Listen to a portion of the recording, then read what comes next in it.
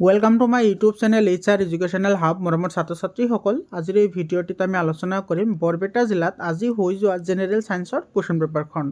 ইয়াতে যি 45টা MCQ আছে সেইখিনি আমি 100% কনচেপশ্যনৰ সৈতে আলোচনা কৰিম।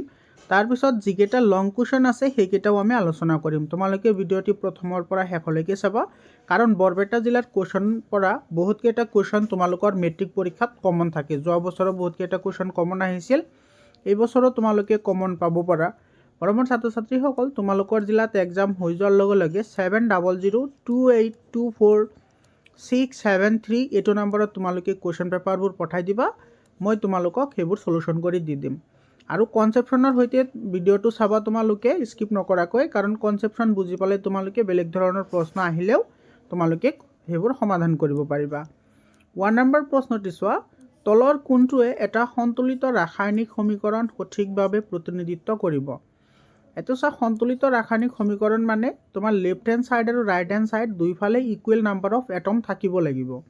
তো ইয়াতে চোৱা, আইৰণ আছে এটা আৰু ইফালে আইৰণ আছে 3টা, গতিকে এইটোতো সমান নাই, গতিকে এইটো নহ'ব। ইয়াতে আইৰণ আছে 3টা, ইয়াতেও আইৰণ 3টা, ইয়াতে হাইড্ৰজেন আছে 8টা, ইয়াতেও হাইড্ৰজেন আছে 8টা, অক্সিজেন আছে 4টা, ইয়াতেও চাও অক্সিজেন 4টা আছে, গতিকে এইটো আমাৰ বি অপশ্যনটো কাৰেক্ট অপশ্যন হ'ব, বাকীবোৰ চোৱাৰ দৰকাৰ নাই। 2 নম্বৰ কুৱেশ্যনটো চাবা, কি কৈছে, বায়ুত অতিৰিক্তভাৱে পটাছিয়াম ধাতু দহন কৰিলে উৎপন্ন হোৱা যৌগবিধ হ'ব তোমাৰ এইটো পটাছিয়াম হাইপাৰ অক্সাইড। এইটো বি অপশ্যনটো কাৰেক্ট হ'ব, এইটো কিন্তু এইটো নহয়। ইয়াতে চাবা, যেতিয়া পটাছিয়াম অক্সিজেনৰ লগত তোমাৰ অতিৰিক্তভাৱে তোমাৰ কি কৰা হয়, দহন কৰা হয়, তেতিয়া তোমাৰ কি হয়, KO2 উৎপন্ন হয়, আৰু এইটো হৈছে তোমাৰ পটাছিয়াম ছুপাৰ অক্সাইড এইটোৰ নাম। এইটোৰ বৰণো মনত ৰাখিবা, এইটোৰ বৰণ হৈছে তোমাৰ য়েল্লো। তোমালোকে এইবোৰ মনত ৰাখিবা, ইম্পৰ্টেণ্ট হয়। তো এইটো বি অপশ্যনটো কাৰেক্ট অপশ্যন হ'ব। 3 নম্বৰ কুৱেশ্যনটো চাবা, বিদ্যালয়ৰ পৰীক্ষাগাৰত অনিলে এটা প্ৰথম বিক্ৰিয়াৰ পৰীক্ষা সম্পন্ন কৰিছে। এইটো চব প্ৰথম বিক্ৰিয়া বুলি কৈছে। তো প্ৰথম বিক্ৰিয়া কাক বোলে? য'ত তোমাৰ এচিড আৰু ক্ষাৰকে বিক্ৰিয়া কৰি তোমাৰ কি উৎপন্ন কৰে, সল্ট আৰু পানী উৎপন্ন কৰে। সল্ট আৰু কি উৎপন্ন কৰে, পানী উৎপন্ন কৰে, সেইবোৰক আমি প্ৰশমন বিক্ৰিয়া বুলি কওঁ। সি এটা পৰীক্ষানলীত গাঢ় ছালফিউৰিক এচিড লৈছে।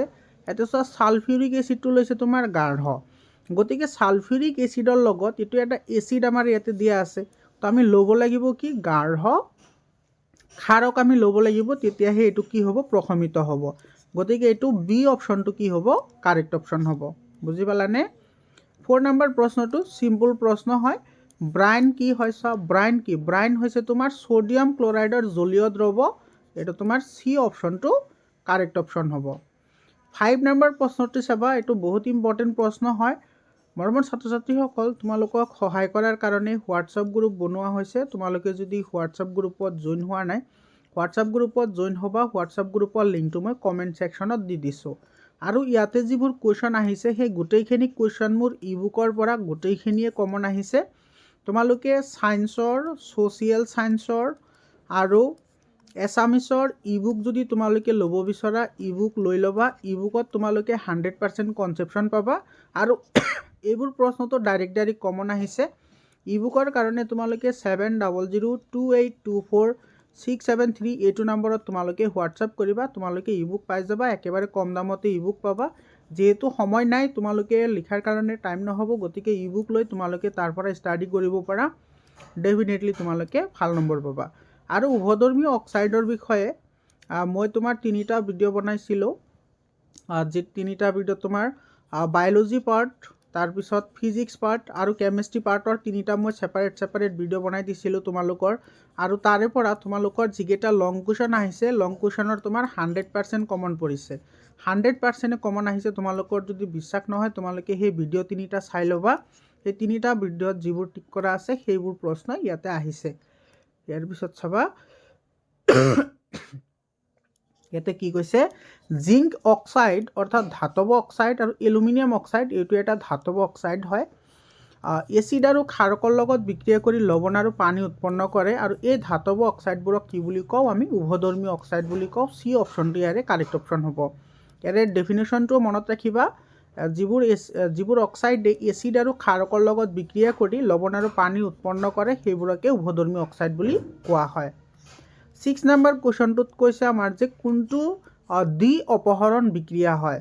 ইয়াতে চোৱা তোমাৰ লেডৰ লগত কিউপাৰ ক্লৰাইডে বিক্ৰিয়া কৰি ইয়াতে তোমাৰ কপাৰক অপসাৰিত কৰিছে, গতিকে এইটো অপহৰণ বিক্ৰিয়া হয়, এইটো নহ'ব। ইয়াতে চোৱা সোডিয়াম সালফেট আৰু বেৰিয়াম ক্লৰাইডৰ মাজত বিক্ৰিয়া ঘটি বেৰিয়াম সালফেট আৰু সোডিয়াম ক্লৰাইড উৎপন্ন হৈছে। তো ইয়াতে চোৱা সোডিয়ামটো কেটায়ন হয় আৰু তোমাৰ ইফালে ক্লৰিনটো এনায়ন হয়। তো সোডিয়ামটো ক্লৰিনৰ লগত আহিছে, সোডিয়াম ক্লৰাইড ফৰ্মেশ্যন কৰিছে, অৰ্থাৎ আয়নৰ বিনিময় ঘটিছে। ইয়াতে সালফেটটো তোমাৰ কি হয়, নেগেটিভ হয়, বেৰিয়ামটো পজিটিভ হয়। তো সালফেটটো বেৰিয়ামৰ লগত আহিছে, তো বেৰিয়াম সালফেট ফৰ্মেশ্যন হৈছে। তো ইয়াতে তোমাৰ কি হৈছে, এক্সচেঞ্জ অফ আয়ন হৈছে, আৰু এক্সচেঞ্জ অফ আয়ন হ'লে সেইবোৰক দ্বি অপহৰণ বিক্ৰিয়া বুলি কোৱা হয়। তো 2 নম্বৰটো হ'ব। ইয়াতে কাৰ্বনে অক্সিজেনৰ লগত বিক্ৰিয়া কৰি কাৰ্বন ডাই অক্সাইড উৎপন্ন কৰিছে, এইটো এটা কম্বিনেশ্যন ৰিয়েকশ্যন হয়, অৰ্থাৎ সংযোজন বিক্ৰিয়াৰ এক্সাম্পল হয়, গতিকে এইটোও নহ'ব। ইয়াতে চোৱা প্ৰাকৃতিক গেছৰ যিটো দহন আছে, প্ৰাকৃতিক গেছৰ দহনটো তোমাৰ এক্সোথাৰ্মিক ৰিয়েকশ্যন হয়, এইটো তোমাৰ কিন্তু কি নহয়, দ্বি অপহৰণ বিক্ৰিয়া নহয়। ইয়াতে কাৰ্বন ডাই অক্সাইড গেছ উৎপন্ন হৈছে, লগতে পানী উৎপন্ন হৈছে, গতিকে আমি কেৱল 2 নম্বৰটোহে পালোঁ। গতিকে অনলি 2 হ'ব আমাৰ শুদ্ধ উত্তৰ, বি নম্বৰটো কাৰেক্ট অপশ্যন হ'ব। 17 নম্বৰ কুৱেশ্যনটো চাবা, এইটো অলপ ইণ্টেলেকচুৱেল কুৱেশ্যন হয়, কিন্তু ইজি হয়। তলৰ কোনটো মৌলৰ পাৰমাণৱিক ব্যাসাৰ্ধ আটাইতকৈ বেছি? ইয়াতে চাবা তোমালোকে লক্ষ্য কৰিবা, পাৰমাণৱিক ব্যাসাৰ্ধ সেইবোৰ মৌলৰ আটাইতকৈ বেছি হয় যিবোৰ মৌল আধুনিক পৰ্যাবৃত্ত তালিকাৰ লেফ্ট ছাইডে থাকে। মনত ৰাখিবা, যিমানে লেফ্ট ছাইডত থাকিব পাৰমাণৱিক ব্যাসাৰ্ধ সিমানে তোমাৰ কি হ'ব, বেছি হ'ব, আৰু যিমানে তুমি ৰাইটৰ ফালে যাবা সিমানে তোমাৰ পাৰমাণৱিক ব্যাসাৰ্ধ কমিব। কাৰণ পৰ্যায় এটাৰ লেফ্টৰ পৰা ৰাইটত গ'লে তোমাৰ কাৰ্যকৰী নিউক্লিয় আধানৰ মান বাঢ়াৰ লগে লগে এটমিক নিউক্লিয়াছ আৰু তোমাৰ ভেলেন্স ইলেক্ট্ৰনৰ মাজত এট্ৰাকশ্যন বাঢ়ি যায়, লগে লগে তোমাৰ কি হয়, পাৰমাণৱিক ব্যাসাৰ্ধ কমি যায়। আৰু তোমাৰ পাৰমাণৱিক ব্যাসাৰ্ধ তোমাৰ এইটো পৰ্যায় এটাত তোমাৰ কি হয়, বাওঁফালে বেছি থাকে। গতিকে সোডিয়ামৰ 11 হয়, এলুমিনিয়ামৰ 13, চিলিকনৰ 14 আৰু মেগনেছিয়ামৰ হৈছে 12। গতিকে এইটো চোৱা তোমাৰ আটাইতকৈ লেফ্ট ছাইডে কোনটো থাকিব, সোডিয়াম থাকিব, গতিকে সোডিয়াম আটাইতকৈ ডাঙৰ হ'ব। এইটো এ নম্বৰ অপশ্যনটো কাৰেক্ট অপশ্যন হ'ব। 8 নম্বৰ প্ৰশ্নটো, মেণ্ডেলিভৰ পৰ্যাবৃত্ত তালিকাত মুঠ বৰ্গ আৰু পৰ্যায়ৰ সংখ্যা, এইটো তোমাৰ 8টা তোমাৰ গ্ৰুপ থাকে আৰু পিৰিয়ড থাকে 6টা, এইটো তোমাৰ বি অপশ্যনটো কাৰেক্ট অপশ্যন হ'ব ইয়াৰে। তাৰপিছৰ প্ৰশ্নটো চাবা, 9 নম্বৰ প্ৰশ্নটোত কি কৈছে, দীৰ্ঘ সময়ৰ বাবে চিলভাৰ ক্লৰাইড আৰু সূৰ্যৰ পোহৰত ৰাখিলে মটীয়া বৰণৰ হৈ পৰে, কাৰণ কি? ইয়াতে চাবা তোমালোকে কিন্তু এইটোৰ লগত ৰিলেটেড 2টা কথা মনত ৰাখিবা। এটা হৈছে কি তোমাৰ ব্লেক এণ্ড হোৱাইট যিটো ফটোগ্ৰাফিক আছে সেইটোত তোমাৰ এই বিক্ৰিয়াটো ব্যৱহাৰ কৰা হয়। 2টা ৰিয়েকশ্যন ইউজ কৰা হয়। এটা হৈছে কি তোমাৰ চিলভাৰ ক্লৰাইড, যেতিয়া তোমাৰ ইয়াতে ছানলাইটত ৰখা হয় তেতিয়া এইটো কি হয়, চিলভাৰ আৰু ক্লৰিনলৈ বিযোজিত হয়। আৰু এটা হৈছে কি তোমাৰ চিলভাৰ ব্ৰমাইড, AgBr, এইটো তোমাৰ যেতিয়া ছানলাইটত ৰখা হয় তেতিয়াও তোমাৰ কি হয়, চিলভাৰ আৰু ব্ৰমিনলৈ কি হয়, বিযোজিত হৈ যায়। তো এইটো এটা বিযোজন বিক্ৰিয়া, আৰু এই বিযোজন বিক্ৰিয়াত তোমাৰ চিলভাৰ ক্লৰাইডৰ বৰণ হৈছে বগা কালাৰটো তোমাৰ কি হয়, মটিয়া কালাৰৰ হৈ যায়, গ্ৰে কালাৰ হৈ যায়, কাৰণ তোমাৰ ইয়াতে যিটো চিলভাৰ যিটো ফৰ্মেশ্যন হয়, চিলভাৰৰ যিটো কালাৰ হয় সেইটো তোমাৰ গ্ৰে কালাৰৰ হয়। গতিকে আমাৰ ইয়াতে অপশ্যন কেইটা যদি তোমালোকে চোৱা তেতিয়াহ'লে অপশ্যনত কিন্তু তোমালোকে চাবা, ইয়াতে চোৱা ডিকম্পজিশ্যন অফ ক্লৰিন গেছ, ইয়াতে ক্লৰিনো উৎপন্ন হয়, কিন্তু ক্লৰিনৰ কাৰণে কালাৰটো গ্ৰে কালাৰৰ নহয়, গতিকে চিনটো নহ'ব ইয়াৰে, এ নম্বৰ অপশ্যনটো কাৰেক্ট হ'ব। চিলভাৰ ক্লৰাইড বিযোজন ঘটি তোমাৰ চিলভাৰ উৎপন্ন হয়, এইটো তোমাৰ এ নম্বৰ অপশ্যনটো কাৰেক্ট অপশ্যন হ'ব। 10 নম্বৰ প্ৰশ্নটো চোৱা, কাৰ্যকৰী মূলকৰ ওপৰত অসমৰ প্ৰত্যেকটো জিলাতে প্ৰশ্ন আহিছে, বহুত ইম্পৰ্টেণ্ট হয়, তোমালোকে চাবা। ইয়াতে চোৱা OH, এইটো এটা তোমাৰ এলকহল গ্ৰুপৰ কাৰ্যকৰী মূলক হয়, এলকহল, আৰু যদি এলকহল গ্ৰুপ হয় তেতিয়াহ'লে তোমাৰ লাষ্টত কি আহিব, অল শব্দটো ইউজ হ'ব, যেনেকুৱা বিউটানল, প্ৰপানল, পেন্থানল, হেক্সানল যি কোৱা। তো ইয়াতে চোৱা লাষ্টত নল আছে, মানে অল ইউজ হৈছে, গতিকে এইটো তোমাৰ এলকহল হ'ব, বি অপশ্যন কাৰেক্ট হ'ব। আৰু যদি তোমাৰ বিউটানন হয়, এইটো তোমাৰ কিটনৰ তোমাৰ কি হয়, এইটো কিটনৰ অন্তৰ্ভুক্ত হয়, আৰু কিটনৰ যিটো তোমাৰ কাৰ্যকৰীমূলক সেইটো হৈছে এইটো মনত ৰাখিবা। আৰু কিটন হ'লে তোমাৰ লাষ্টত তোমাৰ কি আহিব, অন আহিব, কি আহিব, অন। আৰু যদি ওইক শব্দটো আহে, ইয়াতে চোৱা যেনেকুৱা ওইক আহিছে তেতিয়াহ'লে এইটো কাৰ্বক্সিলিক গ্ৰুপৰ অন্তৰ্ভুক্ত হয়, আৰু কাৰ্বক্সিলিক গ্ৰুপৰ যিটো কাৰ্যকৰীমূলক সেইটো হৈছে COOH, বা এইটো তোমাৰ এনেকৈ লিখা হয় O আৰু ইফালে OH। আৰু তোমাৰ যদি বিউটানিল হয় তেতিয়াহ'লে এইটোৰ কাৰ্যকৰীমূলক হৈছে CHO, আৰু বিউটানিল হ'লে তোমাৰ লাষ্টত কি আহিব এল আহিব যেনেকুৱা তোমাৰ বিউটানিল প্ৰপানিল তো এইটো তোমাৰ বি অপশ্যনটো কাৰেক্ট অপশ্যন হ'ব গোটেইকেইটা কৈ দিলোঁ মনত ৰাখিবা ইম্পৰ্টেণ্ট হয় ইয়াৰ ওপৰত কিন্তু পৰীক্ষাত প্ৰশ্নত আহে 11 নম্বৰ প্ৰশ্ন আধুনিক পৰ্যাবৃত্ত তালিকাত বৰ্গ এটাৰ ওপৰৰ পৰা তললৈ গ'লে পৰমাণুৰ আকাৰ কি হয় পৰমাণৱিক আকাৰ বাঢ়িব কিহৰ কাৰণে বাঢ়িব তোমালোকে ৰিজনটো মনত ৰাখিবা কাৰণ বৰ্গ এটাৰ ওপৰৰ পৰা তললৈ অহাৰ লগে লগে তোমাৰ কক্ষৰ সংখ্যা কি হয় বৃদ্ধি পায় আৰু কক্ষৰ সংখ্যা বৃদ্ধি পায় মানে কি নিউক্লিয়াছ আৰু কাৰ্যকৰী নিউক্লিয় আধানৰ মাজৰ দূৰত্ব বাঢ়ে আৰু নিউক্লিয়াছ আৰু কাৰ্যকৰী নিউক্লিয় আধানৰ মাজৰ দূৰত্বকে পাৰমাণৱিক ব্যাসাৰ্ধ বুলি কোৱা হয় গতিকে তোমাৰ নিউক্লিয়াছ আৰু কাৰ্যকৰী নিউক্লিয় আধানৰ মাজৰ দূৰত্ব বাঢ়াৰ লগে লগে ইহঁতৰ ব্যাসাৰ্ধও ইনক্ৰিজ হয় এইটো তোমাৰ কাৰেক্ট অপশ্যন হ'ব মনত ৰাখিবা ৰিজনবোৰ মনত ৰাখিবা ইম্পৰ্টেণ্ট হয় আৰু তোমালোকৰ 5 নম্বৰ চেপ্টাৰৰ যিমানকেইটা এক্টিভিটি আছে সেই এক্টিভিটিৰ ওপৰত কিন্তু একেবাৰে তোমালোকে 2000% গেৰাণ্টি দি থাকিব পাৰা যে এক্টিভিটিৰ ওপৰত মিনিমাম 3 পৰা 4 মাৰ্ক আহিবই এই যিটো MCQ এইটো এক্টিভিটিৰ পৰা আহিছে তাৰপিছত যিটো লং কুৱেশ্যন আহিছে সেইটো এক্টিভিটিৰ পৰাই আহিছে আৰু এক্টিভিটিৰ পৰাই মেট্ৰিকতো প্ৰশ্ন আহে অসমৰ প্ৰত্যেকটো জিলাতে এক্টিভিটিৰ পৰা প্ৰশ্ন আহিছে আৰু এইটো চেপ্টাৰৰ যিকেইটা এক্টিভিটি আছে 100% এক্টিভিটি মই অলৰেডি পঢ়াই থৈছোঁ তোমালোকে চাই ল'ব পাৰা ডিটেইলছ তোমালোকে তাতে গ'লে পঢ়িব পাৰিবা তাৰপিছত তোমাৰ 12 নম্বৰ কুৱেশ্যনটোত কৈছে বৃক্কৰ প্ৰাথমিক একক হৈছে নেফ্ৰন এইটো এ নম্বৰ অপশ্যনটো কাৰেক্ট অপশ্যন হ'ব 13 নম্বৰ কুৱেশ্যনটো মানৱ দেহত প্ৰস্ৰাৱৰ গতিপথৰ শুদ্ধ ক্ৰমটো কি হ'ব কিডনি ইউৰেটাৰ ইউৰিনাৰী ব্লাডাৰ আৰু ইউৰেথ্ৰা এইটো ডি অপশ্যনটো কাৰেক্ট হ'ব সিকুৱেন্স বেছড কুৱেশ্যনবোৰ চাবা বহুত ইম্পৰ্টেণ্ট কুৱেশ্যন হয় আৰু এইবোৰ প্ৰশ্ন তোমালোকে ইবুক ল'লে ডাইৰেক্ট কমন পাবা তাৰপিছত 14 নম্বৰ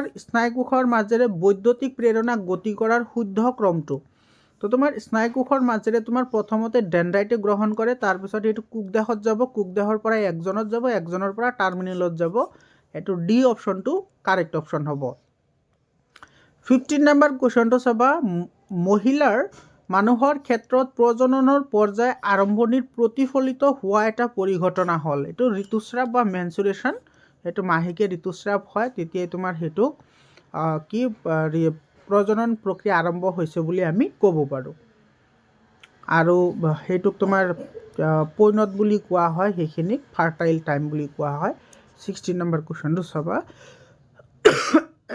সৰি বাৰু কোল্ড কাহ হৈ আছে তলত দিয়া জীৱৰ তালিকাৰ অযৌন প্ৰজনন পদ্ধতিৰে বংশবৃদ্ধি কৰা জীৱসমূহ এইটো ইষ্ট আৰু এমিবা মনত ৰাখিবা আৰু ইষ্টে তোমাৰ কি কৰে মুকুলোদ্গম তোমাৰ পদ্ধতি ইউজ কৰে আৰু তোমাৰ যিটো এমিবা আছে সেইটো তোমাৰ কি কৰে দ্বি বিভাজন ইউজ কৰে মনত ৰাখিবা দুয়োটা এইবোৰ পৰীক্ষাত আহে গতিকে 3 আৰু 4 কাৰেক্ট হ'ব এ নম্বৰ অপশ্যনটো কাৰেক্ট অপশ্যন হ'ব 17 নম্বৰ কুৱেশ্যনটো ইজি প্ৰশ্ন হয় পৰাগধানীত পৰাগৰেণু পোৱা যায় এ নম্বৰ অপশ্যনটো কাৰেক্ট অপশ্যন হ'ব 18 নম্বৰ কুৱেশ্যনটো চাবা মানুহৰ পুৰুষৰ ক্ষেত্ৰত এযোৰ ক্ৰমজমৰ বাহিৰে সকলো ক্ৰমজম সঠিকভাৱে জোৰ পাতি থাকে সঠিকভাৱে জোৰ পাতি নথকা ক্ৰমজমযোৰ হ'ল এক্স আৰু ৱাই এইটো এক্স ক্ৰমজম আৰু ৱাই ক্ৰমজম গতিকে তোমাৰ কি হ'ব এইটো 4 আৰু 3 হ'ব এইটো চি অপশ্যনটো কি হ'ব ইয়াৰে কাৰেক্ট অপশ্যন হ'ব এতিয়া চোৱা টোটেল 23 পেয়াৰ্ছ তোমাৰ কি থাকে ক্ৰমজম থাকে তাৰে তোমাৰ 22যোৰ জোৰপাতি থাকে আৰু এযোৰ জোৰপাতি নাথাকে আৰু সেইযোৰ হৈছে কি তোমাৰ এক্স ৱাই এইটো পুৰুষৰ ক্ষেত্ৰত হয় আৰু মহিলাৰ ক্ষেত্ৰত তোমাৰ জোৰপাতি থাকে সেইটো হৈছে তোমাৰ কি এক্স এক্স গতিকে এইটো এক্স আৰু ৱাই দুইটা হ'ব গতিকে 3 আৰু 4 হ'ব চি অপশ্যনটো কাৰেক্ট অপশ্যন হ'ব 19 নম্বৰ প্ৰশ্নটো ইজি প্ৰশ্ন হয় তলৰ কোনটো দ্বি সংকৰণৰ অনুপাত এইটো 9331 অৰ্থাৎ 9:3:3:1 চি অপশ্যনটো কাৰেক্ট অপশ্যন হ'ব 20 নম্বৰ কুৱেশ্যনটো চাবা 20 নম্বৰত কি কৈছে অৱতল দাপোনত ইয়াতে চোৱা অৱতল দাপোনৰ কথা কৈছে অৰ্থাৎ কনকেভ মিৰৰৰ কথা কৈছে লক্ষ্যবস্তু ফ'কাছত ৰাখিলে দাপোনৰ পিছফালে পৰিৱৰ্ধিত প্ৰতিবিম্ব গঠন হয় আৰু প্ৰতিবিম্বটো কি হয় অৱতল দাপোনৰ ক্ষেত্ৰত তোমাৰ এইটো তোমাৰ মেৰু হয় ইফালে ফ'কাছ হয় আৰু ইফালে ভাস্কেন্দ্ৰ হয় এটা ক্ষেত্ৰতে তোমাৰ কি হয় দাপোনৰ পিছফালে গঠন হয় আৰু ইফালে তোমাৰ কি হয় অখত হয় লগতে তোমাৰ কি হ'ব থিয় হ'ব এইটো তোমাৰ ডি অপশ্যনটো কাৰেক্ট অপশ্যন হ'ব 21 নম্বৰ কুৱেশ্যনটো চাবা গাড়ীৰ পিছলৈ চোৱা দাপোন এখনে উৎপন্ন কৰা বিবৰ্ধন কিমান এইটো চোৱা গাড়ীৰ পিছলৈ চোৱা দাপোন আমি উত্তল দাপোন ব্যৱহাৰ কৰোঁ হয়নে এইটো মনত ৰাখিবা কিয় ব্যৱহাৰ কৰোঁ কাৰণ উত্তল দাপোনে সদায় সদায় তোমাৰ লক্ষ্যবস্তুতকৈ সৰু প্ৰতিবিম্ব গঠন কৰে আৰু তোমাৰ সেইটো কি হয় তোমাৰ সৰু প্ৰতিবিম্ব যদিও গঠন কৰে ইহঁতৰ দৃষ্টিক্ষেত্ৰ বহল হয় সেইকাৰণে গাড়ীৰ পিছফালে চোৱা দাপোন উত্তল দাপোন ব্যৱহাৰ কৰা হয় 2 মাৰ্কৰ কাৰণে বহুত জিলাত আহিছে প্ৰশ্নটি আৰু তোমাৰ যেহেতু সৰু প্ৰতিবিম্ব গঠন কৰে অৰ্থাৎ লক্ষ্যবস্তুৰ তুলনাত সৰু প্ৰতিবিম্ব গঠন কৰে তাৰ মানে বিবৰ্ধন তোমাৰ কি হ'ব একতকৈ কম হ'ব এটো তোমাৰ বি অপশনটো কাৰেক্ট অপশন হ'ব আৰু মনত ৰাখিবা সমতল দাপোনৰ যিটো বিবৰ্ধন হেতু 0 হয় 22 নম্বৰ চাবা অবতল দাপোন এখনৰ পৰা 2 মিটাৰ আঁতৰত থকা লক্ষ্যবস্তু এটাৰ ৰখা দাপোনৰ সন্মুখত 4 মিটাৰ দূৰত্বত প্ৰতিবিম্বটো পোৱা গ'ল দাপোনখনৰ ফোকাস দৈৰ্ঘ্য কিমান হ'ব এটো সব অবতল দাপোনৰ কথা কৈছে তো অবতল দাপোনৰ লক্ষ্যবস্তুৰ দূৰত্ব সদায় নেগেটিভ হয়নে লক্ষ্যবস্তুৰ দূৰত্ব নেগেটিভ হয় গতিকে u = -2 মিটাৰ আৰু প্ৰতিবিম্বৰ দূৰত্ব এটো তোমাৰ ভিৰ মান দিয়া আছে -4 মিটাৰ হ'ব তেতিয়াহ'লে ফোকাস দৈৰ্ঘ্য লাগে তো আমি এটা ফৰ্মুলাত যদি বহাই দিওঁ 1/v + 1/u = 1/f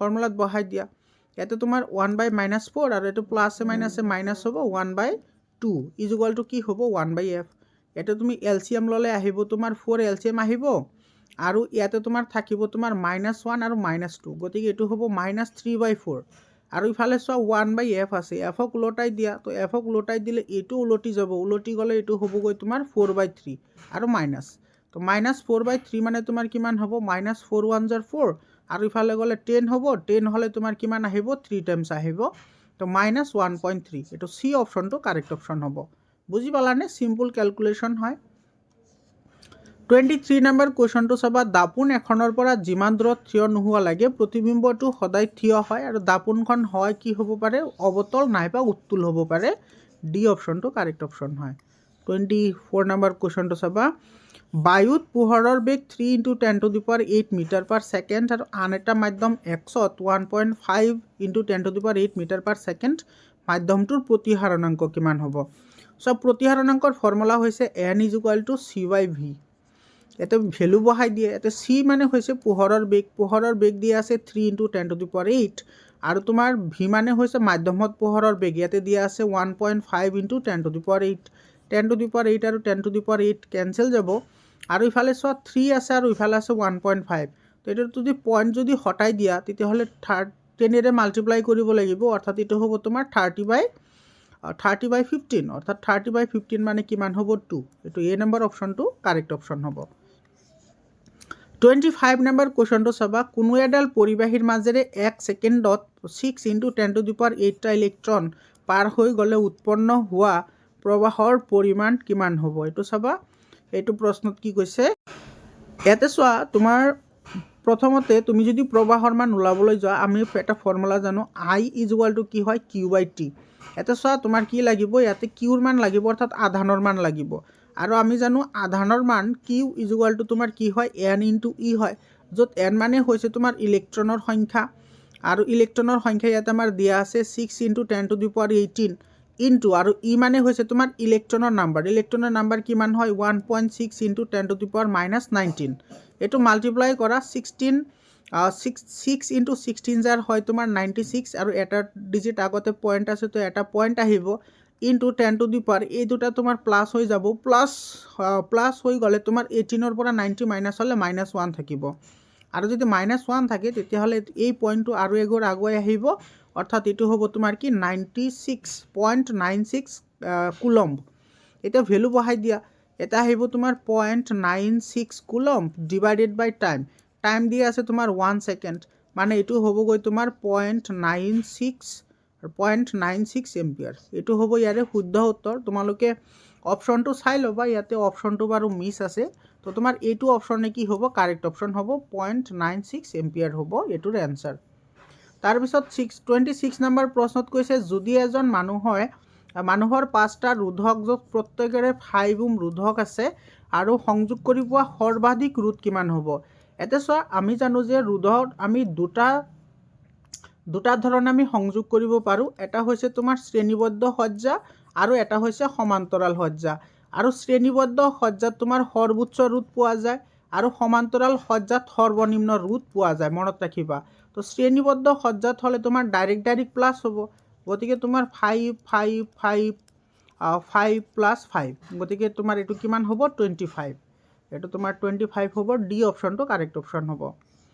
27 নম্বৰ প্ৰশ্নটি চাবা, বৈদ্যুতিক ফিউজে কাম কৰে, এইটো বিদ্যুৎ প্ৰবাহৰ তাপীয় ক্ৰিয়াৰ ওপৰত কাম কৰে, এইটো তাপীয় ক্ৰিয়াৰ জুলৰ সূত্ৰৰ ওপৰত ফিউজবোৰ নিৰ্মাণ কৰা হয়। সি অপশ্যনটো কাৰেক্ট অপশ্যন হ'ব। 28 নম্বৰ কুৱেশ্যনটো চাবা, প্ৰভাযুক্ত সলেনয়েড এটাৰ ভিতৰৰ চুম্বক ক্ষেত্ৰ সদায় তোমাৰ একে থাকে, এ নম্বৰ অপশ্যনটো কাৰেক্ট অপশ্যন হ'ব। তাৰপিছত 29 নম্বৰ প্ৰশ্নটো চোৱা, 10% ৰুলৰ বিষয়ে মই তোমালোকক সদায় কৈ থাকোঁ আৰু তোমাৰ সেই ভিডিঅ' তিনিটাতো মই আলোচনা কৰিছোঁ। এইটোৰ ওপৰত লং কুৱেশ্যন আৰু তোমাৰ শ্বৰ্ট কুৱেশ্যন দুটাই আহে। ইয়াতে তোমাৰ কি কৈছে চোৱা, যদি এটা খাদ্য শৃংখলত সিংহৰ 100 জুল শক্তি থাকে, আচ্ছা সিংহৰ কথা কৈছে, তো প্ৰথমতে তোমাৰ কি আহিব, তোমাৰ ফাৰ্ষ্ট আহিব মানে উৎপাদক আহিব। প্ৰথমত আহিব উৎপাদক, প্ৰথমত কি আহিব উৎপাদক আহিব, তাৰপিছত আহিব উৎপাদক মানে ইয়াতে গছ আহিব, গছৰ পিছত আহিব হৰিণা, হৰিণাৰ পিছত আহিব কোন বাঘ বা সিংহ। গতিকে তোমাৰ এইটো 3 নম্বৰ হয়। তো 3 নম্বৰত তোমাৰ কিমান আছে 100 জুল শক্তি আছে, ইয়াতে আছে তোমাৰ কিমান 100 জুল। তেতিয়াহ'লে ইয়াৰে তোমালোকে জানা যে এটা শ্ৰেণীৰ পৰা মানে নিম্ন স্তৰৰ পৰা ওপৰৰ স্তৰলৈ যদি যায় শক্তি যায়, তেতিয়াহ'লে মাত্ৰ 10%হে শক্তি যায়। মানে উৎপাদকৰ পৰা ইয়াতে এনেকৈ আহোঁতে মাত্ৰ 100 জুল ইয়াতে ৰৈ গৈছে। তেতিয়াহ'লে তোমাৰ ইয়াতে কিমান পাৰ্চেণ্ট থাকিব, ইয়াৰে 10% তুমি ইয়াতে কি কৰিব লাগিব, প্লাছ কৰিব লাগিব। গতিকে ইয়াতে তোমাৰ 100ৰ 10% তোমাৰ কিমান হয় 1000 হয়, আৰু 1000ৰ তোমাৰ 10% কি হ'ব 10,000 হ'ব। এইটো 10,000 জুল হ'ব। এইটো তোমাৰ এ নম্বৰ অপশ্যনটো কাৰেক্ট অপশ্যন হ'ব। বুজি পালানে? বা তোমাৰ যদি এইটো এনেকৈ মনত ৰখাত যদি প্ৰব্লেম হয়, তেতিয়াহ'লে তোমালোকে যদি তোমাৰ উৎপাদকত কয়, তেতিয়াহ'লে ওপৰৰ ফালে গ'লে তোমালোকে 10%কৈ কমাই দিবা, আৰু যদি ওপৰত থকা বুলি কয়, তেতিয়াহ'লে তোমালোকে তলফালে আহিলে 10%কৈ কমাই দিবা। ঠিক আছে? তো ইয়াতে যিহেতু তোমাৰ ওপৰৰ কথা কৈছে, গতিকে আমাৰ তলৰ ফালে আহিলে আমি 10% প্লাছ কৰিব লাগিব, হয়নে নাই? তাৰপিছত চাবা 30 নম্বৰ কুৱেশ্যনটো চাবা, কয়লা আৰু পেট্ৰলিয়ামৰ গঠনৰ উৎস হ'ল জীৱভৰ, এইটো বি অপশ্যনটো কাৰেক্ট অপশ্যন হ'ব। চোৱা জীৱভৰ মানে কি, তোমাৰ উদ্ভিদ আৰু প্ৰাণীৰ অংশৰ পৰা হোৱা। তোমালোকে জানা কয়লা উদ্ভিদৰ পৰা হয় আৰু পেট্ৰলিয়াম প্ৰাণীৰ প্ৰ'টিন বা তোমাৰ যিবোৰ জৈৱিক আছে সেইবোৰ ইনঅৰ্গেনিক কম্পাউণ্ডলৈ কম্প'ষ্ট হয়, তাৰপিছত পেট্ৰলিয়ামৰ ফৰ্মেশ্যন হয়। গতিকে দুয়োটাই তোমাৰ উদ্ভিদৰ পৰা হয় আৰু প্ৰাণীৰ পৰা হয়, গতিকে এইটো জীৱভৰ হ'ব। বি অপশ্যনটো কাৰেক্ট হ'ব। তাৰপিছত এছাৰছন ৰিজনিঙৰ প্ৰশ্নকেইটা চাবা। এছাৰছন ৰিজনিঙৰ প্ৰশ্নকেইটাত কি কৈছে, 31 নম্বৰত কৈছে জিংক আৰু নাইট্ৰিকৰ মাজত বিক্ৰিয়া হাইড্ৰজেন গেছ উৎপন্ন হয়, এইটো ফলছ হয়। কিহৰ কাৰণে? জিংক আৰু নাইট্ৰিক এচিডৰ মাজত বিক্ৰিয়া ঘটিলে বা নাইট্ৰিক এচিডৰ লগত সক্ৰিয় ধাতুৰ বিক্ৰিয়া ঘটিলে হাইড্ৰজেন গেছ উৎপন্ন নহয়, কিন্তু ইয়াতে হয় বুলি কৈছে, তো এইটো ভুল হ'ব। কিহৰ কাৰণে নহয়? কাৰণ নাইট্ৰিক এচিড এটা বহুত ষ্ট্ৰং অক্সিডাইজিং এজেণ্ট হয়। গতিকে তোমাৰ কি হয়, এই নাইট্ৰিক এচিডে তোমাৰ এই হাইড্ৰজেন গেছক তোমাৰ কি কৰে, তাৰ বেলেগ বেলেগ ফৰ্মেশ্যনত কনভাৰ্ট কৰি দিয়ে। গতিকে তোমাৰ এইটো কি হ'ব, এছাৰছনটো ফলছ হ'ব, বাট ৰিজনটো ট্ৰু হ'ব। আৰু এছাৰছন যদি ফলছ হয় আৰু ৰিজন যদি ট্ৰু হয়, তেতিয়াহ'লে এইটো আমাৰ ডি অপশ্যনটো কি হ'ব, কাৰেক্ট অপশ্যন হ'ব। 32 নম্বৰটো চাবা, ইয়াতে কি কৈছে, এছাৰছনত কৈছে ছ'ডিয়াম ক্লৰাইডৰ জলীয় দ্ৰৱৰ বিদ্যুৎ বিশ্লেষণ ঘটোতে ক্লৰিন গেছ উৎপন্ন হয়, এইটো কাৰেক্ট হয়। যেতিয়া তোমাৰ ছ'ডিয়াম ক্লৰাইডত যেতিয়া তোমাৰ কি কৰা হয়, বিদ্যুৎ বিশ্লেষণ কৰা হয়, ছ'ডিয়াম ক্লৰাইড প্লাছ ৱাটাৰ, যেতিয়া ইয়াতে তোমাৰ বিদ্যুৎ বিশ্লেষণ কৰা হয়, তেতিয়া তোমাৰ উৎপন্ন হয় কি, ছ'ডিয়াম হাইড্ৰক্সাইড আৰু ক্লৰিন গেছ উৎপন্ন হয়, মনত ৰাখিবা। আৰু এই ক্লৰিন যিটো গেছ আছে, সেই ক্লৰিন গেছটো আমাৰ কেলছিয়াম অক্সিক্লৰাইড বা ব্লিচিং পাউডাৰৰ উৎপাদনত ব্যৱহাৰ কৰা হয়। আৰু ব্লিচিং পাউডাৰ উৎপাদনত তোমাৰ কেলছিয়াম হাইড্ৰক্সাইডৰ লগত ক্লৰিনে বিক্ৰিয়া কৰিলে ব্লিচিং পাউডাৰ উৎপন্ন হয়, মনত ৰাখিবা। এইটো কিন্তু ইম্পৰ্টেণ্ট হয়। ব্লিচিং পাউডাৰৰ যিটো ফৰ্মেশ্যন হয়, সেইটো ৰাসায়নিক বিক্ৰিয়া হয়, এইটো মনত ৰাখিবা। এইটো কিন্তু বিভিন্ন জিলাত কুৱেশ্যন আহিছে। ইয়াতে তোমাৰ এছাৰছনটো কাৰেক্ট হ'ব। আৰু ৰিজনটো কৈছে এই ক্লৰিন গেছ কাপোৰ ধোৱা ছ'ডা উৎপাদনত ব্যৱহাৰ কৰা হয়। ইয়াতে চোৱা কাপোৰ ধোৱা ছ'ডাৰ কথা কৈছে, নহয়, এইটো ব্লিচিং পাউডাৰতহে কি কৰা হয়, ইউজ কৰা হয়, ব্লিচিং পাউডাৰত ইউজ কৰা হয়, কাপোৰ ধোৱা ছ'ডাত ইউজ কৰা নহয়। কাপোৰ ধোৱা ছ'ডাত হৈছে তোমাৰ এইটো ছ'ডিয়াম কাৰ্বনেট, আৰু ব্লিচিং পাউডাৰ হৈছে কেলছিয়াম অক্সিক্লৰাইড বা কেলছিয়াম হাইপ'ক্লৰাইড হয়। গতিকে এইটো তোমাৰ কি হ'ব, এইটো তোমাৰ ভুল হ'ব। তো এছাৰছন ট্ৰু হয়, ৰিজনটো ভুল হয়, গতিকে এইটো চি অপশ্যনটো কি হ'ব, কাৰেক্ট অপশ্যন হ'ব। তোমালোকে অপশ্যনকেইটা তথাপি এবাৰ চাই ল'বা। ইয়াতে চোৱা 33 নম্বৰ কুৱেশ্যনটো তোমাৰ এইটো প্ৰশ্নটিৰ যিটো তোমাৰ এনচাৰ একচুৱেলি কিন্তু ডাইৰেক্টলি আমি ক'ব নোৱাৰোঁ, কাৰণ কিহৰ কাৰণে ইয়াতে তোমাৰ অলপমান এইটো কনফিউজনেল কুৱেশ্যন হয়। পৰমাণুৰ ধৰ্ম পাৰমাণৱিক ভৰৰ সৈতে সলনি হয়। এইটো তোমাৰ পাৰ্চিয়েলি ট্ৰু হয়, এইটো সম্পূৰ্ণৰূপে শুদ্ধ নহয়। যদি আমি আধুনিক পৰ্যাবৃত্ত তালিকাৰ কথা কওঁ, আধুনিক পৰ্যাবৃত্ত তালিকা মতে পৰমাণুৰ ধৰ্ম সদায় তোমাৰ পাৰমাণৱিক সংখ্যাৰ সৈতেহে সলনি হয়। কিন্তু তাৰ আগতে যিসকল তোমাৰ বিজ্ঞানী আছিল, যেনেকুৱা ডবাৰিনাৰ আছিল, মেণ্ডেলিভ আছিল, তাৰপিছত তোমাৰ নিউলেণ্ডছ আছিল, সিহঁতে সদায় ভৰৰ কথাহে তোমাৰ আলোচনা কৰিছে। কিন্তু তোমালোকে যদি ইয়াৰে অপশ্যনকেইটা চোৱা, অপশ্যনত তোমাৰ দুয়োটা ভুল বুলি কোনো অপশ্যনে নাই। সেইকাৰণে যিটো পাৰ্চিয়েলি ট্ৰু আছে সেইটো আমি ট্ৰু বুলি ধৰি যাম। ঠিক আছে, এইটো তোমাৰ সম্পূৰ্ণৰূপে শুদ্ধ নহ'লেও পাৰ্চিয়েলি ট্ৰু হয়, সেইকাৰণে এইটো আমি শুদ্ধ বুলি ধৰিছোঁ। গতিকে তোমাৰ পৰমাণুৰ ধৰ্ম আৰু পাৰমাণৱিক ভৰৰ লগত কোনো সম্পৰ্ক নাই বুলি কৈছে। ইয়াতে চোৱা, যদি পৰমাণুৰ ধৰ্ম পাৰমাণৱিক ভৰৰ সৈতে সলনি হয়, তাৰমানে পৰমাণুৰ যিটো ভৰ আছে সেই ভৰৰ লগত ধৰ্মৰ সম্পৰ্ক আছে, কিন্তু ইয়াতে কৈছে সম্পৰ্ক নাই।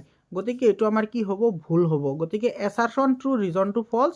তো সেই সাপেক্ষে চাবলৈ গ'লে আমাৰ কি হ'ব? চি অপশ্যনটো কাৰেক্ট হ'ব। কিন্তু যদি তুমি আধুনিক পৰ্যাবৃত্ত তালিকা যদি চোৱা, তেতিয়াহ'লে তোমাৰ দুয়োটাই ষ্টেটমেণ্টে ভুল হয়। কিন্তু দুয়োটাই ষ্টেটমেণ্ট ভুল থকা কোনো অপশ্যনে নাই, সেইকাৰণে যিটো পাৰ্চিয়েল ট্ৰু হয় সেইটো আমি ট্ৰু বুলি ধৰি লৈছোঁ। ঠিক আছে। 34 নম্বৰ কুৱেশ্যনটো চাবা, electrovalent compound are generally soluble in water. এইটোতো কাৰেক্ট হয়, এইটো সঁচা হয়। ইলেক্ট্ৰযুজি মানে আয়নীয় যৌগ। ইলেক্ট্ৰযুজি মানে কি যৌগ? আয়নীয় যৌগ। তো আয়নীয় যৌগবোৰ পানীত দ্ৰৱীভূত হয়, এইটো কাৰেক্ট হয়। আৰু এই দ্ৰৱণৰ মাজেদি যেতিয়া বিদ্যুৎ প্ৰবাহ চালিত কৰা হয়, আধানযুক্ত কণিকাবোৰৰ চলন আৰম্ভ হয়, যাৰ কাৰণে আয়নীয় যৌগবোৰে বা ইলেক্ট্ৰযুজি যৌগবোৰে কেৱল বিগলিত অৱস্থাতহে তোমাৰ কি কৰিব পাৰে? বিদ্যুৎ পৰিবহণ কৰিব পাৰে, কঠিন অৱস্থাত বিদ্যুৎ পৰিবহণ কৰিব নোৱাৰে। সেইকাৰণে তোমালোকে জানা যে তোমাৰ যিটো ছ'ডিয়াম ক্লৰাইড আছে, এইটো তোমাৰ গলিত অৱস্থাতহে বিদ্যুৎ পৰিবহণ কৰিব, কিন্তু গোটা অৱস্থাত বিদ্যুৎ পৰিবহণ কৰিব নোৱাৰে। গতিকে ইয়াৰে এছাৰশ্যন আৰু ৰিজন দুয়োটা সঁচা হ'ব, কিন্তু ৰিজনটো এছাৰশ্যনৰ শুদ্ধ ব্যাখ্যা নহয়। গতিকে এইটো বি অপশ্যনটো কি হ'ব? কাৰেক্ট অপশ্যন হ'ব। 35 নম্বৰ কুৱেশ্যনটো চাবা, এইটো বহুত ইম্পৰ্টেণ্ট কুৱেশ্যন হয়। তোমালোকৰ যিটো শংকৰ ধাতু আছে, শংকৰ ধাতুৰ ওপৰত সদায় প্ৰশ্ন আহে। ইয়াতে ষ্টেইনলেছ ষ্টীল টান আৰু ইয়াত মামৰে নধৰে, এইটোতো কাৰেক্ট হয়। কিহৰ কাৰণে হয়? কাৰণ এইটো এটা শংকৰ ধাতু হয়, আৰু শংকৰ ধাতুসমূহৰ যিটো গুণাগুণ সেইটো বেলেগ ধাতুতকৈ অলপমান উন্নত মানৰ হয়। ৰিজনত সেইটোৱে কৈছে, চোৱা, শংকৰ ধাতু প্ৰস্তুত কৰি ধাতৱ গুণাগুণ উন্নত কৰা হয়, এইটো কাৰেক্ট হয়। গতিকে এছাৰশ্যন ৰিজন দুয়োটা কাৰেক্ট হ'ব, লগতে ৰিজনটো এছাৰশ্যনৰ কাৰেক্ট এক্সপ্লেনেশ্যনো হ'ব। ডেটছ ৱাই এ নম্বৰ অপশ্যনটো ইয়াৰে কাৰেক্ট অপশ্যন হ'ব। আৰু শংকৰ ধাতুৰ বিষয়ে তোমালোকক আৰু কেইটামান কৈ আছোঁ, তোমালোকে মনত ৰাখা। যিটো ষ্টেইনলেছ ষ্টীল আছে, সেইটোত তোমাৰ কি কি ধাতু থাকে? আইৰণ থাকে, তাৰপিছত নিকেল থাকে আৰু ক্ৰমিয়াম থাকে, মনত ৰাখিবা। তাৰপিছত তোমাৰ আৰু আছে তোমাৰ ব্ৰঞ্জ, আৰু কি আছে? ব্ৰঞ্জ আছে। ব্ৰঞ্জত তোমাৰ কি কি তোমাৰ ধাতু থাকে? কপাৰ আৰু টিন থাকে, মনত ৰাখিবা, কপাৰ আৰু টিন। আৰু যিটো তোমাৰ ব্ৰাছ আছে, ব্ৰাছ, মনত ৰাখিবা, ব্ৰাছত থাকে কপাৰ আৰু জিংক, এইকেইটা মনত ৰাখিবা। আৰু এটা আছে বহুত ইম্পৰ্টেণ্ট হয়, সেইটো হৈছে তোমাৰ এমালগাম, মনত ৰাখিবা। এমালগাম কি হয়? এমালগাম হৈছে যিকোনো মেটেলৰ লগত যদি তোমাৰ মাৰ্কিউৰি আহে, মনত ৰাখিবা, এইটো কিন্তু আহিছে বহুত জিলাত। যিকোনো মেটেলৰ লগত যদি এমালগাম আহে, তেতিয়াহ'লে সেইটোক আমি যিকোনো মেটেলৰ লগত যদি মাৰ্কিউৰি যদি সংকৰ হয়, তেতিয়াহ'লে সেইটোক আমি এমালগাম বুলি কওঁ। এই গোটেইখিনি কথা মনত ৰাখিবা, ইম্পৰ্টেণ্ট হয়। 36 নম্বৰটো, অমিলবোৰ বাছনি কৰা। এড্ৰিনেলিন যিটো তোমাৰ কি আছে, হৰমন আছে, সেই হৰমনটো এড্ৰিনেল গ্ৰন্থিয়ে নিঃসৰণ কৰে, কিন্তু ইয়াতে পিটুইটাৰী বুলি কৈছে, গতিকে এইটো আমাৰ ভুল হয়। আৰু যিটো ভুল হয় সেইটো আমাৰ শুদ্ধ হয়, গতিকে এ নম্বৰ অপশ্যনটো ইয়াৰে কাৰেক্ট হ'ব। আৰু বাকী তোমাৰ টেষ্টষ্টেৰন তোমাৰ টেষ্টিজে নিঃসৰণ কৰে, এষ্ট্ৰজেন অভেৰিয়ে নিঃসৰণ কৰে, এইটো অভেৰি। আৰু থাইৰক্সিনটো থাইৰইড গ্লেণ্ডে তোমাৰ নিঃসৰণ কৰে। আৰু মনত ৰাখিবা, থাইৰইড গ্লেণ্ডে থাইৰক্সিন হৰমন প্ৰডিউচৰ কাৰণে তোমাৰ আয়ডিনৰ দৰকাৰ হয়। আৰু আয়ডিনৰ যদি তোমাৰ ডিফিচিয়েঞ্চি হয় বা যদি আয়ডিনৰ অভাৱ হয়, তেতিয়াহ'লে মানুহৰ গয়টৰ বেমাৰ হয় বা তোমাৰ গৰল বেমাৰ হয়, মনত ৰাখিবা, ইম্পৰ্টেণ্ট হয়। 37 নম্বৰ কুৱেশ্যনটো চাবা উশাহ লোৱা মগজুৰ কোনটো অংশই পৰিচালনা কৰে এইটো মেডুলা অবলগন্টা এইটো তোমাৰ ডি অপশ্যনটো কাৰেক্ট অপশ্যন হ'ব বাকীকেইটাৰ কামো কৈ আছোঁ মনত ৰাখিবা যিটো চেৰিব্ৰাম আছে চেৰিব্ৰামে তোমাৰ অনৈচ্ছিক কাৰ্যবোৰ নিয়ন্ত্ৰণ কৰে অনৈচ্ছিক কাৰ্য মানে যিবোৰ আমি কণ্ট্ৰল কৰিব নোৱাৰোঁ চেৰিবেলামে তোমাৰ ঐচ্ছিক কাৰ্যবোৰ নিয়ন্ত্ৰণ কৰে যিবোৰ আমি তোমাৰ কণ্ট্ৰল কৰিব পাৰোঁ আৰু হাইপথেলামাছে তোমাৰ ভোক লগা পিয়া লগা সেইবোৰ তোমাৰ কি কৰে কণ্ট্ৰল কৰে আৰু মেডুলা অবলগন্টা তোমাৰ কি কৰে মেডুলা অবলগন্টা মনত ৰাখিবা মেডুলা অবলগন্টা পঞ্চ আৰু হাইপথেলামাছ মেডুলা অবলগন্টা পঞ্চ আৰু হাইপথেলামাছ এইকেইটা তোমাৰ পশ্চাৎ অংশৰ স্নায়ুৰোজ্জৰ লগত সংলগ্ন হৈ থকা এই অংশ তিনিটাই তোমাৰ কি কৰে ব্লাড প্ৰেছাৰ কণ্ট্ৰল কৰে তাৰপিছত তোমাৰ হাৰ্ট বিট কণ্ট্ৰল কৰে এইবোৰ কিন্তু মনত ৰাখিবা এইবোৰ কিন্তু ইম্পৰ্টেণ্ট প্ৰশ্ন হয় পৰীক্ষাত আহি থাকে এইখিনি তোমাৰ কি কৰে সিহঁতে নিয়ন্ত্ৰণ কৰে লগতে তোমাৰ ব্লাডৰ যিখিনি তোমাৰ সাৰ্কুলেশ্যন আছে সেইখিনিও তোমাৰ নিয়ন্ত্ৰণ কৰে মানে ব্লাড প্ৰেছাৰো তোমাৰ নিয়ন্ত্ৰণ কৰে তাৰ পিছৰ প্ৰশ্নটি চাবা 38 নম্বৰ কুৱেশ্যনত কি কৈছে এখন দাপোনে +1 বিবৰ্ধন দিয়ে এইটো চোৱা +1 বিবৰ্ধন কোনে দিব পাৰে +1 মানে কি চোৱা m = -v/u মানে ইয়াৰ পৰা তোমাৰ বিবৰ্ধন দিছে 1 গতিকে -v/u অৰ্থাৎ ইয়াতে তোমাৰ কি হ'ব v = -u v = -u মানে কি তোমাৰ প্ৰতিবিম্বৰ দূৰত্ব আৰু লক্ষ্যবস্তুৰ দূৰত্ব একে হয় আৰু প্ৰতিবিম্বৰ দূৰত্ব আৰু লক্ষ্যবস্তুৰ দূৰত্ব একে হয় কেৱল এটাৰেই হয় সেইটো হৈছে তোমাৰ প্লেন মিৰৰ বা সমতল দাপোন গতিকে সেইটো কনভাৰ্জিঙো হ'ব নোৱাৰে ডাইভাৰ্জিঙো হ'ব নোৱাৰে সেইটো সমতল দাপোনহে হ'ব গতিকে আমাৰ ডি অপশ্যনটো কাৰেক্ট অপশ্যন হ'ব এইখিনি কথা কিন্তু মনত ৰাখিবা এইখিনি কথাও কিন্তু 2 মাৰ্কৰ কাৰণে বিভিন্ন জিলাত প্ৰশ্ন আহিছে তাৰপিছৰ প্ৰশ্নটো চাবা 39 নম্বৰ কুৱেশ্যনটো চকুৰ কোন অংশই পোহৰৰ পৰিমাণ নিয়ন্ত্ৰণ কৰে এইটো তোমাৰ ইৰিছে নিয়ন্ত্ৰণ কৰে এ নম্বৰ অপশ্যনটো কাৰেক্ট হ'ব আৰু ৰেটিনাত তোমাৰ কি হয় যিটো ৰেটিনা আছে তাতে আমাৰ প্ৰতিবিম্ব গঠন হয় এইটো মনত ৰাখিবা 40 নম্বৰ কুৱেশ্যনটো চাবা তৰাৰ তীৰবিৰণিৰ কাৰণ হৈছে বায়ুমণ্ডলীয় প্ৰতিসৰণ এইটো এ নম্বৰ অপশ্যনটো কাৰেক্ট হ'ব তোমালোকে চাই ল'বা নলবাৰী জিলাতো এনেকুৱা ধৰণৰ কুৱেশ্যন আহিছে আৰু নলবাৰী জিলাৰ যিটো তোমাৰ লং কুৱেশ্যন আছে সেই লং কুৱেশ্যন কেইটা বহুতেই ইম্পৰ্টেণ্ট হয় তোমালোকে সেইখিনি চাই ল'বা মই সলিউশ্যন কৰি দি দিম আৰু বৰপেটা জিলাৰ মেথছৰ যিটো কুৱেশ্যন পেপাৰ আছে সেইটো তোমালোকে আজি ৰাতি পাই যাবা তোমালোকে চাই ল'বা 100% কনচেপশ্যনৰ সৈতে তোমালোকে পাই যাবা আৰু তোমালোকে ল'বলৈ নাপাহৰিবা ইবুকটো ল'বলৈ নাপাহৰিবা ইয়াতে চাবা 41 নম্বৰ কুৱেশ্যনটো সোঁহাতৰ বুঢ়া আঙুলিৰ নীতি অনুসৰি বুঢ়া আঙুলিয়ে নিৰ্দেশ কৰে চ' তোমালোকৰ বুঢ়া আঙুলিৰ নীতি সোঁহাতৰ নীতি এইটো তোমালোকৰ কিন্তু বহুত ইম্পৰ্টেণ্ট হয় তিনিটা নীতি আছে এটা হৈছে তোমাৰ বুঢ়া আঙুলিৰ নীতি এটা বাওহতীয়া নীতি এটা আছে সোঁহতীয়া নীতি এই তিনিওটা নীতি কিন্তু বহুত ইম্পৰ্টেণ্ট হয় ইয়াৰ ওপৰত কিন্তু প্ৰশ্ন আহিবই মেট্ৰিকতো প্ৰশ্ন আহিব তো তোমাৰ যিটো বুঢ়া আঙুলি আছে বুঢ়া আঙুলিয়ে তোমাৰ কি কৰে বিদ্যুৎ প্ৰবাহৰ দিশ নিৰ্ণয় কৰে আৰু যিটো তোমাৰ তৰ্জনী আঙুলি আছে সেইটো আবিষ্ট প্ৰবাহৰ দিশ নিৰ্দেশ কৰে আৰু তোমাৰ চুম্বক ক্ষেত্ৰৰ দিশ নিৰ্দেশ কৰিব তোমাৰ মধ্যমা আঙুলিয়ে মনত ৰাখিবা এইখিনি তথাপি তোমালোকে এবাৰ চেক কৰিবাচোন বাৰু ইয়াৰে তোমাৰ চি অপশ্যনটো কাৰেক্ট অপশ্যন হ'ব তাৰপিছত তোমাৰ 42 নম্বৰ কুৱেশ্যনটো চাবা প্ৰবাহ বাঢ়িলে সলেনয়েডৰ কুণ্ডলীত চুম্বক ক্ষেত্ৰত কি ঘটিব এইটো বাঢ়িব কাৰণ তোমাৰ প্ৰবাহ যিটো আছে সেইটো চুম্বক ক্ষেত্ৰৰ সমানুপাতিক হয় মানে তোমাৰ প্ৰবাহ বাঢ়াৰ লগে লগে ইয়াৰে প্ৰপৰ্চনেলটো যিটো তোমাৰ চুম্বক ক্ষেত্ৰ আছে সেইটো ইনক্ৰিজ হ'ব প্ৰবাহৰ মান বাঢ়িব তো চুম্বক ক্ষেত্ৰৰ মানো বাঢ়িব 42 নম্বৰ কুৱেশ্যনটো যোজন কোষ গঠনত ক্ৰমজম ক'ৰ পৰা আহৰণ কৰে যোজন কোষ মানে জাইগোট হয় আৰু জাইগোট তোমাৰ কি হয় ইউনিচেলুলাৰ হয় এইটো কিন্তু মনত ৰাখিবা ইউনিচেলুলাৰ যদিও হয় ইয়াতে কিন্তু তোমাৰ দুটা টাইপৰ সেল থাকে এটা থাকে তোমাৰ মেল সেল বা মেল ক্ৰমজম আৰু এটা থাকে তোমাৰ কি ফিমেল ক্ৰমজম মানে পিতৃ আৰু মাতৃ দুয়োৰে চৰিত্ৰ ইয়াতে লগ হৈ থাকে তো এইটো পুৰুষ আৰু মহিলা দুইজনৰ পৰাই আহিব এ নম্বৰ অপশ্যনটো কি হ'ব কাৰেক্ট অপশ্যন হ'ব 44 নম্বৰ এইটো তলৰ কোনটো শক্তি মাধ্যাকৰ্ষণিক বল ব্যৱহাৰ কৰে এইটো জোৱাৰ ভাটাৰ শক্তি এইটো তোমাৰ যিটো আমাৰ জোৱাৰ ভাটাৰ যিটো শক্তি সেইটো তোমাৰ কি হয় মাধ্যাকৰ্ষণিকৰ ফলতহে তোমাৰ সৃষ্টি হয় গতিকে চি অপশ্যন কাৰেক্ট হ'ব আৰু 45 নম্বৰ প্ৰশ্নটো চোৱা যিটো একেবাৰে সিম্পল প্ৰশ্ন হয় জাইলেম কলাৰ কাম কি পানীৰ পৰিবহণ এইটো এ নম্বৰ অপশ্যনটো কাৰেক্ট অপশ্যন হয় আৰু ফ্লুয়েম কলাৰ কাম হৈছে খাদ্যৰ পৰিবহণ আৰু এটা কথা মনত ৰাখিবা ইয়াতে কিন্তু 2 মাৰ্ক বা 3 মাৰ্কৰ এটা প্ৰশ্ন আহে যে জাইলেম কলা আৰু ফ্লুয়েম কলাৰ কাৰ্যৰ পাৰ্থক্য লিখিবলৈ আহে বহুত ইম্পৰ্টেণ্ট হয় তো এইখিনি আছিল 45টা MCQ তোমালোকৰ কিমানটা কাৰেক্ট হৈছে তোমালোকে কমেণ্ট কৰি জনাবা আৰু তোমালোকৰ এই ভিডিঅ'টোত কেনেকুৱা সহায় হ'ল সেইটো তোমালোকে জনাবা মৰমৰ ছাত্ৰ ছাত্ৰীসকল কোনোবা অপশ্যন যদি ভুল দেখা পোৱা ডেফিনেটলি তোমালোকে কমেণ্টত জনাবা মই সেইবোৰ পিছত কাৰেকশ্যন কৰাৰ কাৰণে ট্ৰাই কৰিম আৰু ইয়াৰে চোৱা যিবোৰ তোমাৰ লং কুৱেশ্যন আহিছে মই প্ৰথমতেও কৈছোঁ গোটেইকেইটা আহিছে তোমালোকৰ যদি বিশ্বাস নহয় মই গ্ৰুপত তোমালোকে জইন হোৱা গ্ৰুপত মই শ্বেয়াৰ কৰি দিম তোমালোকে চাই ল'ব পাৰিবা আৰু ইম্পৰ্টেণ্ট কুৱেশ্যন হয় আৰু ইয়াতে যিবোৰ প্ৰশ্ন আহিছে একেবাৰে চিম্পুল প্ৰশ্ন হয় বাট বহুত ইম্পৰ্টেণ্ট প্ৰশ্ন হয় মেট্ৰিক পৰীক্ষাতো এনেকুৱা ধৰণৰ প্ৰশ্ন আহে ইয়াতে চোৱা উভধৰ্মী অক্সাইড কাক বোলে ডাইৰেক্টলি প্ৰশ্ন আহিছে মেণ্ডেলিভৰ পৰ্যাবৃত্ত তালিকাৰ আসোঁৱাহবোৰ কেনেদৰে দূৰ কৰা হৈছিল পাকস্থলীত এচিডৰ ভূমিকা নিউৰনৰ চিত্ৰ জীৱাশ্মৰ লগত সম্পৰ্ক কি বিৱৰ্তনৰ এইটো প্ৰশ্ন আহি গৈছে চোৱা একেবাৰে সিম্পল প্ৰশ্ন হয় বাট বহুত ইম্পৰ্টেণ্ট হয় তোমালোকে যদি ইয়াৰে যদি লং কুৱেশ্যনৰ যদি সলিউশন লাগে কমেণ্ট কৰি জনাবা আৰু চেনেলটো ছাবস্ক্ৰাইব কৰিবা মই ইয়াৰে লং কুৱেশ্যনখিনিও তোমালোকক সমাধান কৰি দি দিম বহুত ইম্পৰ্টেণ্ট হয় মৰমৰ ছাত্ৰ ছাত্ৰীসকল আজিৰ কাৰণে এইখিনি আকৌ লগ পাম বেলেগ এটা ভিডিঅ'লৈ ধন্যবাদ